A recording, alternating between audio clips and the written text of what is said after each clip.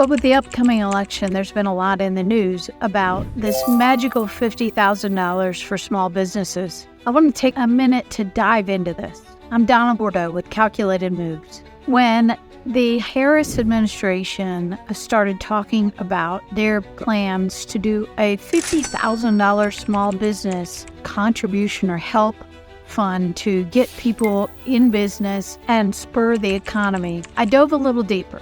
And I want to tell you more about this because it is so crazy, in my opinion, that this would even be thrown around. And I'm going to explain to you why there's absolutely no benefit for 99% of the population on this measure. First, the $50,000. What they're talking about is related to startup costs. Currently, the first $5,000 in startup costs that you have to establish a business. So meaning you formed your LLC, you've done some investigative work, you may have to dive in and do some initial research and development ideas to formalize the process to determine if you can even do this business. If you move forward with the business, you can take all of those pre-existing kind of expenses and you have to amortize them. You can expense up to $5,000 right off the bat. So in year one, let's say that you had to go do some research, you had to form your entities, you had to get some specific licensing in place or do some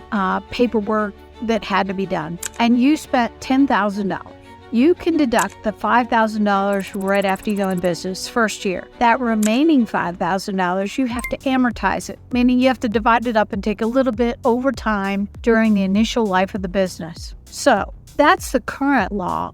We're limited to $5,000 that you can deduct right here and now. What the Harris administration will call it is promoting is to say that they will allow you to use $50,000. So this is not, you want to start a business, we're going to give you $50,000. That's what they like to make it sound like. It is really saying if you spend $50,000 in startup expenses before your business opens, we'll let you expense it on day one rather than having to amortize it or divide it up over a period of time. To me and small business owners that I know, big whoop. I don't see too many people spending $50,000 before they decide if a business is a viable opportunity. I can't tell you in my 20-some years of practice if I've ever seen a business have $50,000 in startup expenses. And for the little guy who's just starting a business, how does that even help? This is ridiculous to even promote this. And I urge you to dive deeply when it comes into any kind of political or people asking for something from you, your vote,